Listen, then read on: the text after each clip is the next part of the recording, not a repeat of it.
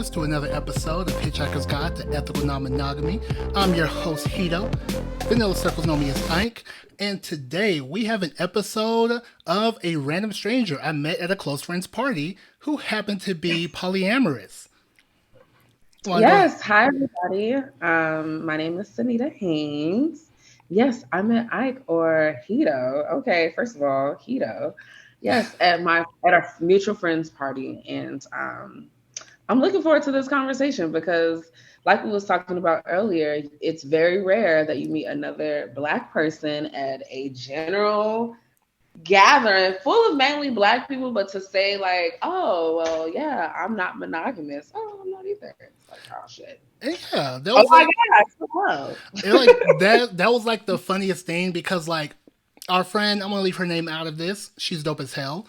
But yeah, like she knows of me being non-monogamous because I'm trying to speak more generally on it because it is a healthy option. It's not like a runaway from commitment or things like that. It's like it's a healthy version of a relationship that some can handle and some can't.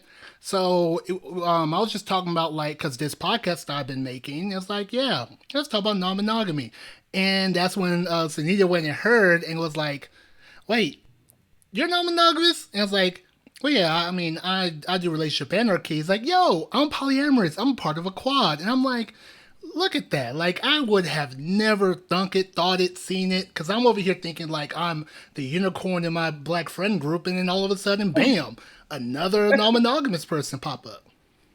Yeah, it's crazy because again, I will say since moving to Austin, I'm originally from Chicago and I've been here in Texas for 7 years now. This year, I've seen it a lot more openly and less like hush hush out here than Chicago. I mean, because I know I got some kinky BDSM friends out there in Chicago, swinging friends. Like I know a couple people out there, so I know of like that part. I don't know too much about the relationship dynamics out there. Yeah, I can tell you most of it is probably a lot of them are in poly relationships and just don't know it. So, Like um, they're in a polyam relationship without ever like knowing there's a word for it. basically. Because the other type, Yeah, those are just the cheaters. exactly. I think you have a bit of both of those on top of it being so just quote unquote taboo. It's not really discussed. At least and maybe it's because when I came out here, I was in my mid to late 20s. And so I started really exploring polyamory. Like I knew I was something and I knew I learned about it a while ago. And I was so attracted to that idea that I didn't start fully practicing it until I moved out here because I felt like there was more of a community of people who accepted it out here. I talked about this in a previous episode, but let me give a quick recap. Like me getting into non-monogamy started when I took like kind of a hiatus from dating because this was before I learned I had ADHD and things like that. But Hmm. I took a hiatus from dating because I was realizing like I didn't really know what I was dating for, what I wanted. Like I just knew that, oh, you're human. You go date, you go find somebody, you get married. Like there was like the whole escalator that was created like before I was born that I just knew I had to get on and ride. But during the hiatus, I discovered sex parties where I did attend several, and I ran into a couple there, and I'm like just sitting there talking with the husband, like, yo, how do you go upon this? Like, just learning like the relationship dynamic because that's what I do at sex parties. Instead of going to the back and fucking, I just like chat with people. Apparently, I, that's me too, though. Like I have been to a few myself, and I definitely like for me, also because I'm a voyeur, I am so keen on just observing. Like if I don't strike up a conversation, I'm just simply taking in everything that I'm looking at.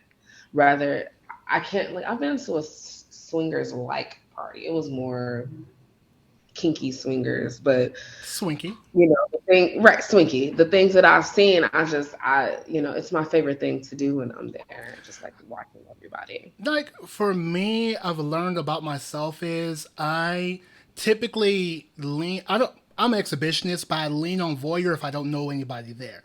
If I don't know anybody Yeah. there, that's when I strike up conversations to get to know somebody, so that way I can at least move to the point of like playing or doing whatever with them.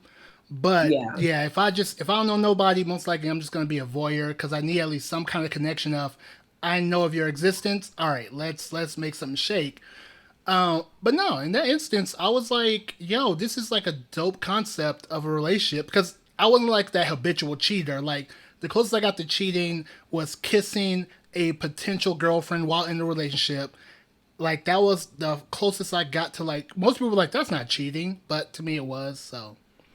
But that was the closest I. Understand. So infidelity wasn't my reason to choose non-monogamy. It's because like, yo, I only got so much time to get on this earth. Why not make it a good, fun one as opposed to a strict one based on a bunch of old people I don't even know if they're alive anymore. So that's how And I end up definitely not this. alive anymore. That's the thing. They're definitely not alive anymore. And it's like, Like, this concept of not being non-binary or not, or just like outside of like how you identify gender-wise, but just these non-binary ways of thinking can be so liberating, especially if you break down where that shit comes from. So yeah, for me, it was a combination of that, what you said, and then committing infidelities. Like I also low key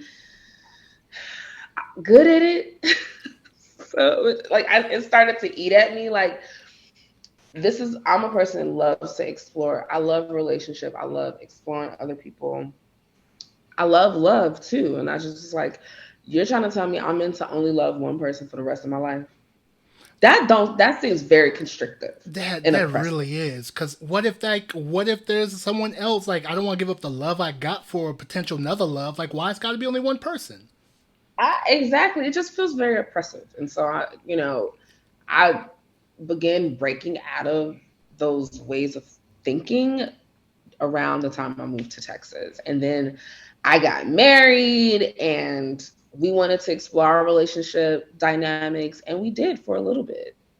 And I liked it. I really liked it. But, people think they can handle being polyamorous, but really they just want to be controlling. And, That's the that's the horse of a different color. like one thing I constantly like push against is the idea that going opening your relationship makes it better. No, it should makes it a lot harder because one thing that people like one of the first things that came to mind again, it was a 5 year dating hiatus. I'm a person that talks to myself, thinks things out, try to figure things out. One of the first things I had to get comfortable with before like really going into non-monogamy is that I could lose my partner to someone else. My partner can decide to go monogamous and want to like either have me go monogamous or anything. It's like people that think about open relationship being like a cool fun thing never think about like what if everything goes wrong. Exactly. And Um, also men over here don't realize like, yo, your woman might want to have sex with other dicks too. I'm not a one penis policy guy. I'm like, yo, you want the polygamy stuff, don't like go fight. There are women out there that's here for the polygamy. They're like, yo, I don't mind being with other sister wives. Just make sure you be able to afford all the things that we do because polygamy kind of the one thing I never talk about with polygamy is that the reason why they have multiple wives or polyandry, women have multiple husbands, is because they can afford to have all of them. It's not a let's pull our resources together. No, no, no, no. You chose polygamy. That means you daddy warbucks. You go ahead and dish out and take care of all your wives. Period. Yeah, that's something that I haven't really quite explored. I think, still trying to figure out what that looks like for me. Not to say in the future I could be down with polygamy. I mean, I am looking for a sugar daddy. I mean, you find me Okay. a sugar mama, just go ahead and tap my shoulder and be like, hey, yo, she looking. Listen, or a sugar mama, honestly. I'm queer. I don't discriminate. But yeah, I think he my ex, he could not fathom my relationship growing with our girlfriend at the time. Like that really cultivating. And sometimes even in our sexual encounters, he wasn't involved. So it was just like he had to be involved in everything. And it became very controlling, and he became very manipulative, and essentially like broke us all up. And so, not to say I didn't have a part in it, but when you start lying and making things up just to get your way in this level of attention, it's already toxic and extremely unhealthy. And at this point, it doesn't need to be a thing. And I no longer want to practice this lifestyle with you. It doesn't feel safe. Oh, that I could feel. I feel like there's a lot of, not even with E&M, all relationships. Period. You gotta unpack some shit before you go ahead and bring someone else into your shit. Yes, or at least be willing to like unpack it with them, and being able to, like, it's going to be tough. Like, if you're with someone that's in the middle of working on themselves, it's going to be a tough road because they're not going to be these perfect partners. They're going to be, which is a fucking hoax, but it's going to be bumps in the road where you're going to have to deal with them relapsing on trauma responses or behavior that they learned because of their trauma and fucked up situations. And that's tough. And you're talking about polyamory or a quad like I am in. You're dealing with three other personalities and their shit, and that could be quite challenging. And so it's like I'm doing this because I truly love these people, and not to say it's my personal relationships are toxic. I think we found a good, like, it's something about a symbiosis between the four of us that just works. And I think we've come up with a formula for us that works for us to be able to openly communicate despite some of our drawbacks in our relationship. And that's a big problem because you have to be willing to communicate. I'm feeling jealous. I'm feeling left out. And I think that's like one of the biggest things. Part one, every relationship is supposed to be customizable. Like, yes, relationship goals, it's a cute thing to say online when you see something like amazing, but in reality, no, that is their relationship goals. You gotta find your own relationship goals. And that's like, I constantly communicate. Like, I have my anchor partner, I do have another play partner in the city, I do have a friend where, on occasions, hey yo, what that mouth do? Bet. Like, I have some people that, like, there's like a certain level of like communication I have to have with each of them, as well as explaining like open and honest communication, because I can't be over here. Oh, I don't want to make this person feel bad, so I'll hold part of the information. Like, oh yeah, I'm going over to just watch a movie, knowing very well I'm going over to do a lot more than watch a movie. Like, Yeah, can't half-ass the communication, because if they find out there's something more, omission of the truth. Technically, it's not a lie, but you know what you were doing. exactly. Exactly. Or just understand the expectation of the relationship. Because, like, for instance, my partner has another partner. And so it's like, I'm not, like, if they're spending time together, I'm not going to be like, oh, what was y'all fucking? The assumption is there. No one needs to ask that actual question. You can assume that, yes, they're probably being intimate because that is their partner. I love sex. I love sex. So please, not for a second, think that if I'm spending time with my partner, that we're not at one point going to have a very intimate sexual encounter. So, I think when you, okay, I'm about to snitch on my partner real quick. We discussed this. It's like, it was like a really nigga. It was like a really nigga moment where someone was coming into town that like we both met them at, like, so I'm a part of this group called Experience Covet. They're based in, like, the creator of it's based in Denver. Like, she hosts these events around, has like this group site or whatever. We went to a Halloween ball in Denver. Got to see King Noir and Jesse and Jasmine live, which was dope as hell. I still need to find who no, made their Dragon Tail because I need to buy one of those. Actually, they started selling stuff, so I might check if they got it in store. But yeah, so when I met there, we clicked, we vibed, but we didn't really like meet up later that night. It was just me and my anchor partner kicking and chilling. And they happened upon staying in Austin for like a week because, they travel, truck driving, things like that. And so, like, cause I let my partner know way in advance, like, hey, they're gonna be coming, but it's like one of those, like, let me let her know in the immediate. Then, like, a week before, I'm like, let me go ahead and remind, because, it was like a couple months ago.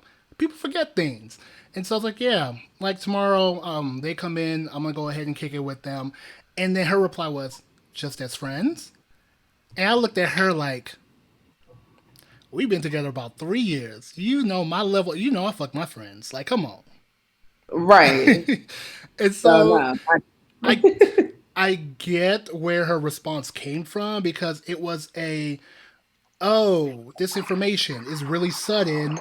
And I guess it was like a question in order to kind of like calm herself, like try to like make sense of it within herself. But my, like, the whole really nigga thing was the whole like, as friends, like, do I look 18? Like, what happened here? But of course, You know me. ooh, that got loud. Oh, sorry. I just put on my AirPods. Okay. But no, like, I get where it came from, but I'm petty, so my petty response came out first, and I knew that wasn't helpful, but I gotta be me in the moment. But it was like, it's one of those things where you can't control your partner's reaction to stuff. And in that moment, even though we've been together 3 years, even though she knows what I'm about, it's still like, it's still gonna have a bit of like envy, jealousy, no matter how long you know someone, no matter what you've been through, no matter what you discuss. Feelings are gonna be feelings and you're gonna feel it. In that moment, she was feeling the need to say as friends, and I was gonna say, well, yeah, but then I knew what she meant by as friends, like just watch a movie and come home, and I didn't want to be petty and be like, yeah, I fuck my friend. I just really was like, really, nigga. To which she caught herself and was like, yeah, but you know, and I'm like, yeah, like that's still like as friends. Come on, bro. Like you know me by now. So like no matter how long. I Oh, I was about to say like communication is everything, like you were saying, as well as kind of a level of understanding your partner. Yeah, you definitely and I mean that's the learning curve in the beginning because you don't quite know the nuances of how your partner is going to react to things. And so that's why I think, sometimes even over communication is necessary. Again, depending on who your partner is, they may be more nonchalant about certain things. I definitely know with my partners, that communication is key and that affirmation is key because you do have new partner love. Like when I first started dating my one of my partners, it was just like, yeah, we're gonna be spending a little extra time together because we're gonna know each other, that kind of honeymoon phase, and you have to be able to affirm your other partner that this essentially, without saying it, is like this new love phase in this relationship that I'm building with this person, and I'm getting to know them, and it's not going to take away from the love that I have for you. I feel like that's been a constant, like that's a constant thing that you have to do in poly, depending on who your partners are. I mean, yeah, every partner is different. There might be some partners where they are very low maintenance. They'd be like, I bet, make sure you wrap it up, or yeah, get tested later. Like they are like bare Yeah, minimum maintenance. I lean on the side of bare minimum maintenance because I feel like, yo, I trust you and just talk to me. That's it. All right, be good. that part. But You'd be surprised how many people who have issues with just the just talk to me part. Like my one of my other partners just had to cut off somebody because when given the opportunity to say what the situation was with you and your quote unquote best friend who you're actually is an ex, you didn't give that truth. I had to find out later on when you in my lap crying and shit.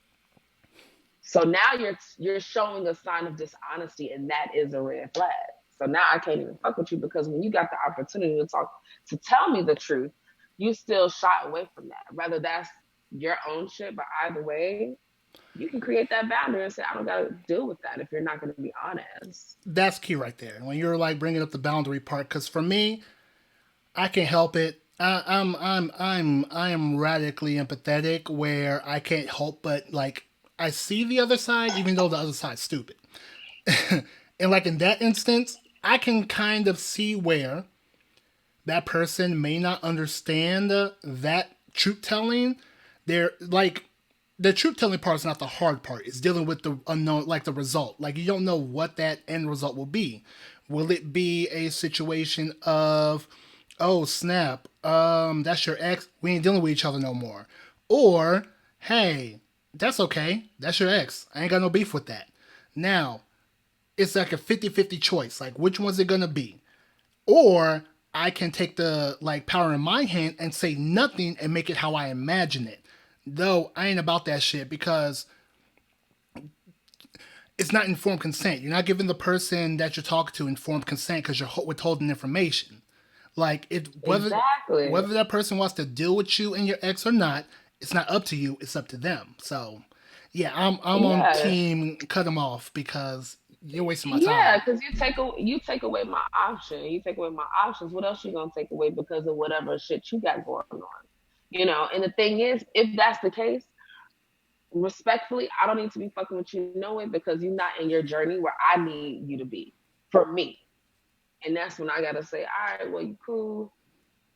Good luck. Good Now, luck, love. I will say that is where my bluntness like saved my ass a little bit in my like beginning journey of E&M because like whew, so the first person I dated when I decided to go E&M, I made sure like, like no, I didn't make sure.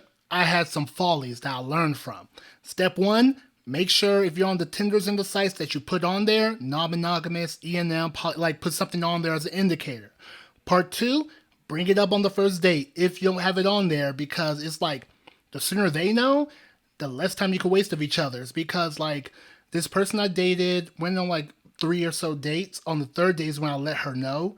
But the thing is, I was feeling her and she was feeling me, and in her head she was like, you know what?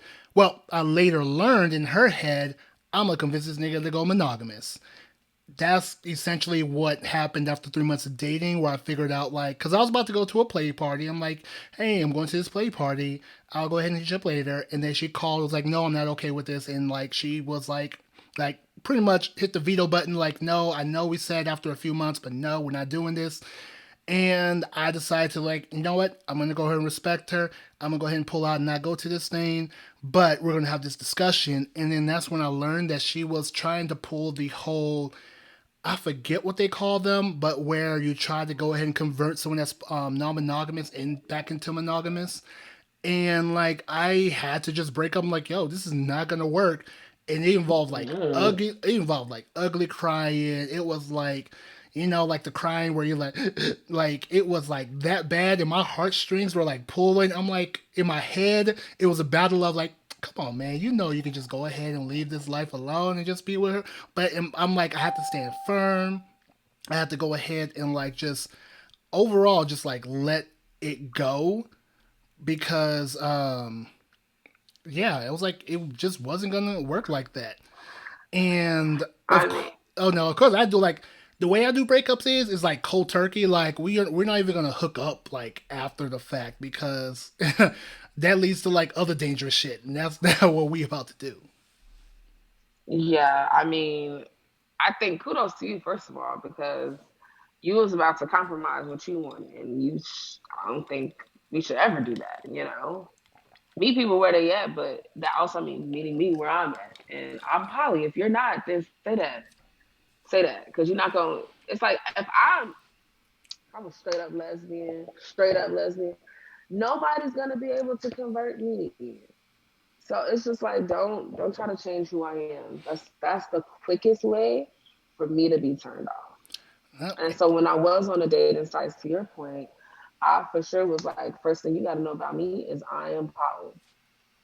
I am ethically non-monogamous. So Sucks for yeah, you wait because on the most see. likely people were going more the sexual route as opposed to actually establishing a relationship on those dating sites. Yeah, yeah, which is It's why I'm not on them because like, I'm like, ooh, do you date couples? Are you a unicorn? right, Threesomes? right, and no, I'm not. Fortunately, I ended up on the good side of the dating sites. That's how I ended up meeting my current partner of about 3 years on OKCupid. I'm happy with it. Like, of course, we have like general relationship stuff where it's like, you know, when you get on each other's nerves. But it's not so drastic where we don't talk about it and stuff like that. That's good. All right. That's good. But I want to go ahead and take a quick break, and then we're going to go ahead and talk about how we just happened to run into each other at a Dallas event hosted by the Kinky Game Night. Oh, yes. All right, travelers, we'll be right back.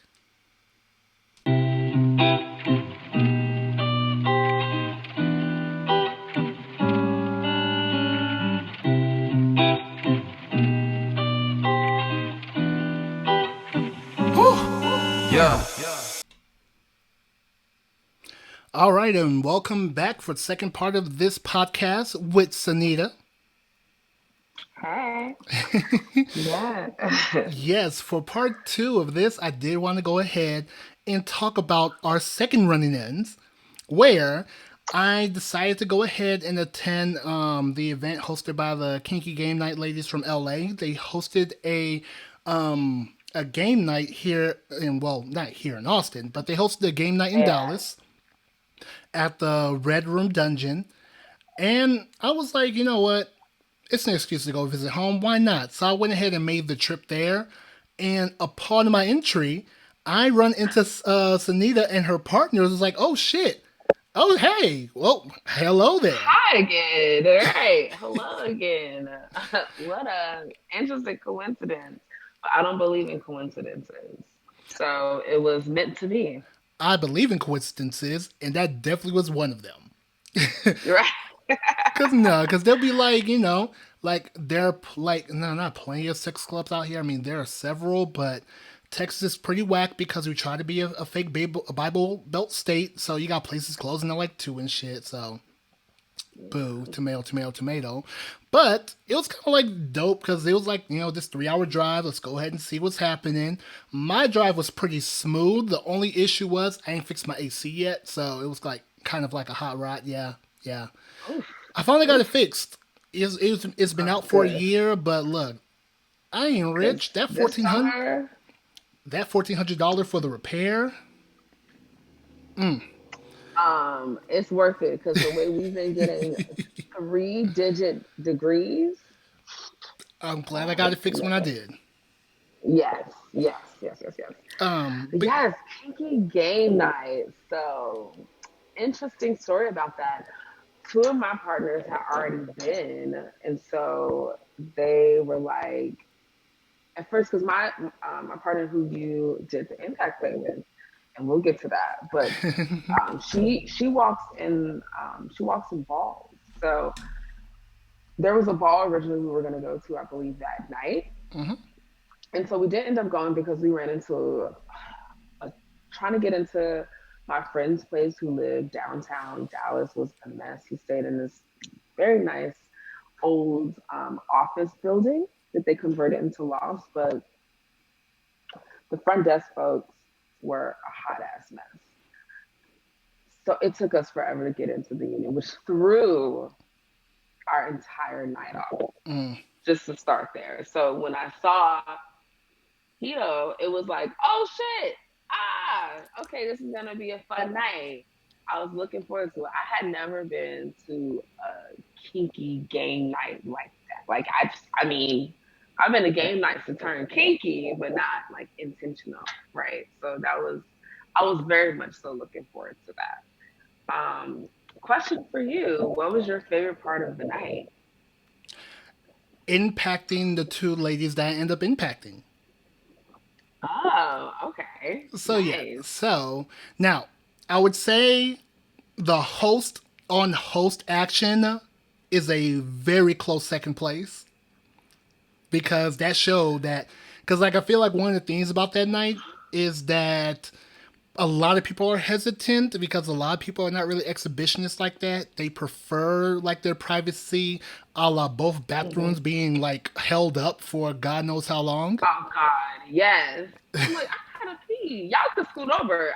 Let me pee, please. I mean, hey, but no, because I did end up impacting your partner because we were just chilling. It's like, you know, hey, because I walked in with my floggers. Like I'm gonna keep my floggers on me. Like it's a kinky game night, so I'm gonna bring the kinky with me. Yes. I mean, I could have brought the whole goodie bag, but no, goodie bags for The like goodie bag.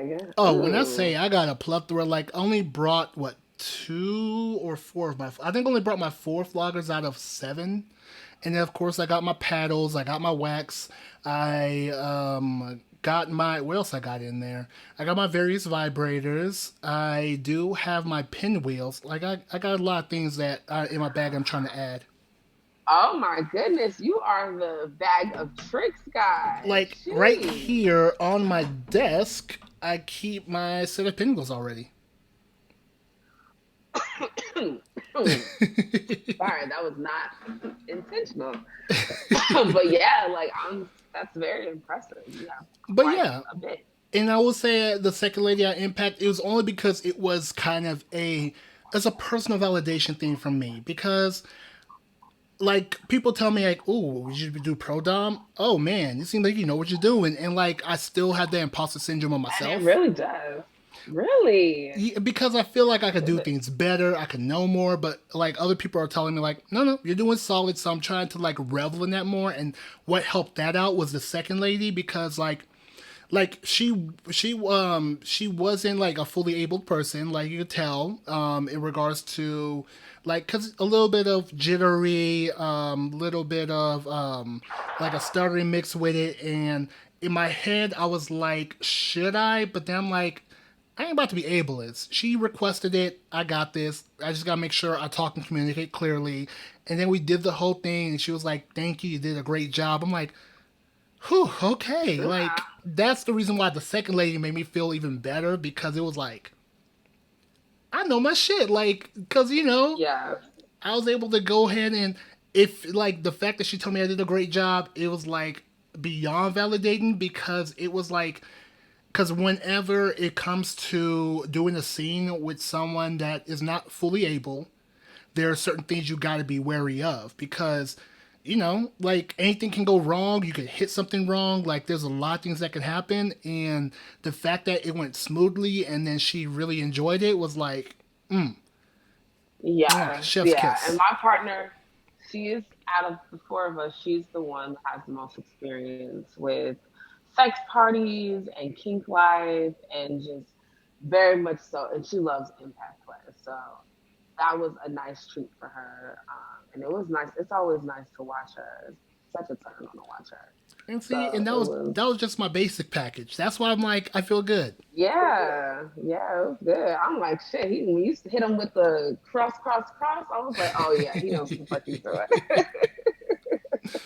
But no, I would say the kinky game night overall, I would say overall solid because now, though non-monogamy may be something, I guess you run into more here. When it comes to kink and sex parties, that one, especially with melanated folks, that one is forever lacking. And I think that Yeah. is because of the lack of events for us. Like you could Sounds run. like you need to put on your own event.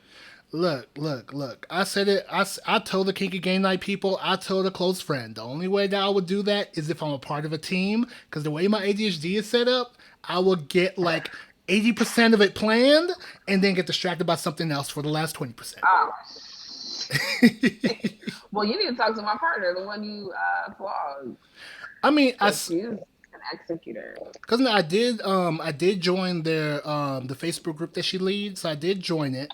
Okay, good. I'm a Good. little salty because I made my way to the bowling night, but I couldn't reach or find anybody, and it was like a hell of black people there. So I did like I just took one risk and was like, "Hey, do y'all know this Facebook?" It's like, "What Facebook group?" I'm like, "All right, I'm outie. Time for me to go because no one was Damn, well, that replying." hurt. Like I was embarrassed. No one was replying on the Facebook group. I'm Oh, like, maybe next time. see, yeah, I don't know. I don't like that. I don't like we're communicating and then no communication the day of an event. Like I need the customer service to be on point. I If I'm mean, trying to hey, come to your event and you don't make it clear on where to find everyone, because there was the bowling mm-mm. side, there was the skating side, and I'm like, I don't know Was who this I'm in supposed to Dallas? find. No, it's here in Austin, Mm. Millennium Youth Center or something like that. Oh, But yeah, okay. but I was like, oh, okay, maybe next event. I know they said something about a pool something, but again, I'm going to hedonism, so I'm like ready to be naked on the Oh, beach with some rum punch. yes. Well, you need to tell me how that's going to be. We'll have to talk offline about that. But That's a bet because because I I went know. last year and had a ball. Oh, okay. Well, I'll definitely have to tell my partners about that. That's something. Do you ever go to Hippie Hollow? I have yet to go. Well, there's a group. We're part of. Are you part of ATX Black and Poly and Play? That's the group I'm talking about that have the skate night bowling thing. Oh shit! Dang, that sucks. Well, they often go to Hippie Hollow on Sundays. I mean, I may try to go next Sunday. Cause I definitely see them. Like I see some people be like, "Hey, we're going to Hippie Hollow today," but it's on a Saturday and I'll be working. I'm like, "Oh well, y'all take it easy." All right, have fun with that. But no, like, Yeah, we need to get more organization for sure out here to make it more of a community thing. Because I don't always want to be able to have to drive to Dallas or Houston to attend, community of people.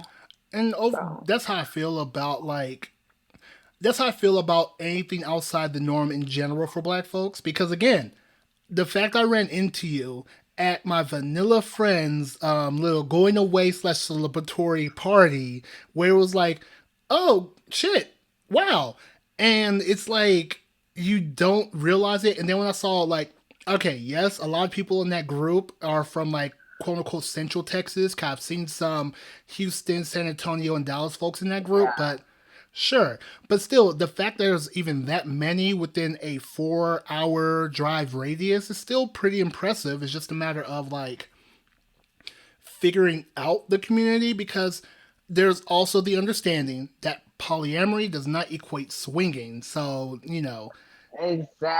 it's exactly. not That's that always been a thing. it's not that you're polyamorous and then you're fucking everybody. No, like yes, there are some relationships where yeah, you go ahead and have outside sex with other partners. There are some dynamics like that. And one thing I'm trying to stop doing is trying to fight the idea that sex is not in the equation of polyamory because yes, you try to validate polyamory as a relationship dynamic, but no, I'm not about to tell these monogamous folks that, oh, no, no, no, it's not about the sex. No, I enjoy novel sex. Yes, I like sex with new people. Why am I afraid of shame from folks that are over here getting divorced at a 50% clip? period. Exactly. So, That are constantly committing infidelities amongst each other. I mean, Get the fuck out of here. the difference between our non monogamy and theirs is ours is consenting. Exactly. Exactly. Oh man, but no, Yeah. I just feel like because my whole thing, like my whole point of this podcast is more about informing about like just my in general journey with E&M because there's so much to it that I'm still learning up to this day, different verbiages, different like everything because like it's like a And I never ending journey. It really is. And I think you made a good point earlier in saying like you customize your relationship. So like, yeah, there may be these books and things you can read about ethical non-monogamy or polyamory or polygamy, but at the end of it, do what the fuck is gonna work for you in an ethical, consensual way as far as whether you have an open relationship, whether you want to swing, whatever. Because I think there's an umbrella, right? E and whatever that falls under, you make for yourself. And my partners and I talk about it all the time. We create what we want our family to look like. Who gives a fuck if anybody has anything negative to say about it? And you don't want to be a part of our growth. And the best part is you don't have to waste your time explaining shit to them because you'd be like, all right, Period. bye. Period. Exactly. Because Exactly. now I shared this story on my IG. This what was it? I was about to say Vine. I'm so old. This TikTok on my IG where you Come on got now. this dope Showing your ass age. woman with the red top and the harness and everything. Where it's like, what's something that you wish people would not assume, like, or like, like I forget the question, but the answer was everything. When she was like, "Yeah, people need to stop assuming that you're monogamous. Like, yeah, it's okay for you to be monogamous and stuff, but don't assume everyone is." I'm like, "Go ahead, Period. girl. Exactly. Come on. Like, Exactly. where's my lovely phone? I'm just gonna go ahead and play it, just for the GPs of it all." Will my microphone catch it? I have no idea because I've never done this before. Let's see. Oh, there we go. If I can get it to go. Opinion. Don't expect monogamy from everyone. If you love one person and one person only, I'm not gonna like get on you for that. But to expect everybody to be monogamous and like get weirded out when people aren't, when being polyamorous or like just non-monogamous in general has been such a big part of other cultures and society for years before colonialism.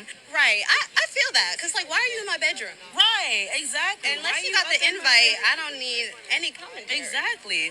Like, if you're mad because I'm dating three people and you can't get one, leave that to yourself. Like, that has nothing to do with me. So yes, and just so you can see, that's what she was wearing. Like she was Oh looking my fly and gosh, everything. yes. I love it. And like what annoyed me about that was the host was like, why are you in my bedroom? First of all, again, that's part of the misconception. It's not why are you in my relationship? Why are you in my business? Maybe I have an ethical non-monogamous relationship, intimate relationship with somebody. I'm not even fucking. That could be a part of it too. Some Like people be I hate asexual out that it's here. like people just assume that like all four of us are just engaging in orgy style sex all the time. Now, do we Now, participate in group sex? Yes, now, but not partially, the reason why is they wish they could. exact exactly. They wish they could. No, and I told my friend I was like, because my mom just recently met my partners for Thanksgiving, and I just recently came out to her as poly. And so she, of course, was like doing the Sorry like to interrupt real quick. I just find it funny how you gotta like come out of the closet. Like I feel like it sounds like you came out the closet twice. Like I'm queer. exactly. It's like, oh, okay, baby. Learn something later. Like a couple years later, I'm polyam. It's like Polyamorous. Like, I got that. if I was like, all right, that's the final straw. I could deal you loving everybody, but I'd be damned if you have more than one partner. Not in this household. Exactly. And she was like, essentially, like, we ended up having a tete-a-tete, if you will, when she said, she was just like, what the fuck did she say? She said, essentially, this is not verbatim, but something along the lines of like, I'm not living right, or it's like, I don't understand it, or I Oh, don't, something religion. along those fucking cringy ass words Sound like where some she religious doesn't shit. trying to, and I'm like, first of all, lady, when's the last time you been to church? I Exactly, girl, sit down. want to ask her What you about King wish, David. what you wish is that you could live as free as I could. And the thing is, baby girl, you can live your fucking life, and you don't. That's on you, not me. Like that is what blows the mind of most people whenever they have a like visceral reaction to someone being non-monogamous is that how like it's not even a why because they understand the why because it seems kind of fun, it seems kind of cool, but the how they feel like it's not even an option. Like my friends in the beginning were like, wait, so you get permission to cheat? I'm like, that's not how cheating works It's because cheating. it's cheating if something was wrong, but in their head, it's like cheating the system of monogamy, where I'm like, yeah, it would be cheating if I was a part of that system. I'm not in this system no more. Stop thinking so binary, and people can't fathom that. They have it internalized, and I mean, like, okay, that's you, but it ain't me. And my whole thing is, look, if that is your bag, if that's where you're comfortable, if that's your ministry, then yeah, cool. You don't see me over here being like, oh, you're monogamous? Why? Like Right? one pussy for the You're rest of your straight. life? One dick for the rest of your life? What is wrong with you? Like, no, it's like, yo, it's called minding my business. I get that shit That for part. free. For free. And that's what people don't understand. I'm convinced that people that question it and turn their nose up to it, because like you said earlier, they want to be that. They want to do that. Otherwise, why you in my business? Why it's what I'm doing is not hurting you. It's not bothering you. So why be so negative and nasty to me? And that right there is kind of the reason why I am more open about stating that I'm non-monogamous. Like I just like let it be known, like, oh yeah, I practice E&M. Like that's just what I do because it's like it's a normal thing. Like Normalize it. especially when the homeboy that religiously cheated on his girl was over here questioning things, but his questions are more about, wait, you let your girl fuck other niggas? I'm like, why not? Like she likes dick too. Like I'm gonna restrict dick from her. That's like if she told me I can't fuck no women. The hell I'm gonna do then? Exactly. It's about, yeah, people who don't understand but go around and do it anyway. Yeah. You're not living free. You think you're living free. I mean, and none of us are living free. That's why we try to make the most of what we got. Facts. But Fair no, enough. I feel like I've taken up a lot of your time. I guess let me see cuz I did want to ask some like common questions that normally come up. Let me see what your answers would be cuz I know my answers. Let me see what your answers would Okay. be. Okay. Let me see. I think I actually have it. Do I have it written down? Um, Come on for being prepared. don't tell me I put it in my phone. Okay. I only memorized a couple of them. So, the first question, why polyamory? Because it suits my sensibilities. I believe that I'm not meant to just be with one person at a time. Okay, And okay. you made a very good point. I like novelty sex. I like having sex with new people. I It's mean, fun. shout out to the white boy that was on Red Table Talk. That's when I actually learned what it was called. Because, like, yes, there's new relationship energy, but also part of it is like, I do like sex with new people because I do like the discovery stuff, like during sex. Ooh, what makes you tick? Like, things like that. And it's like, Yeah, yeah, I love novel sex. I'm like, wait, there's a word for that? Like, yo, I am taking that. Thank you, Red Table Talk. period. All right, Jada. Okay. Um, Next question. Next answer. See, it's somewhere in here, but you know what? That's why I keep it in the Go top of my dome. go off the top. Go off the Okay. top. Yeah, we're just gonna go ahead and go off the top because I bet I wrote it down on paper. That's see, kids, don't get ADHD if you have an option. Just leave the drugs to like failures like me. Okay. All right, next question. So I did ask the why. Okay. Okay, how did you end up in your quad? Oh man. Okay. So quite simple actually. I just recently ended my like we were separated, but then it became, when you like in a relationship and y'all break up, but then it becomes like it starts to become permanent. So I just started going out more, dating a little bit more, Okay, Drake. and right, it was on Wearing my less, jersey, going had a out Drake more. summer, and period. And I ended up having a run in with my partner, and we just hit it off really good. And I knew his other partners. And so we all just ended up hanging out one night and just had a fucking blast and connected. Mind you, it's three Scorpios, three women Scorpios. And we just clicked and it just became a thing ever since, honestly. It just worked out. Like, they welcomed me into the family Okay. and I welcomed them into my heart. And so now we're just the family. Okay. I guess let me go ahead and ask one last question. Where do you see any next step into your non-monogamous journey? If so, what do you think it might look like? Um, I don't know. I'm so happy with my three partners, like right now, like how, as it stands. We've talked about what it looks like as far as like combining households. And that seems kind of scary to me because I only ever lived with, aside from my siblings, I got two older brothers.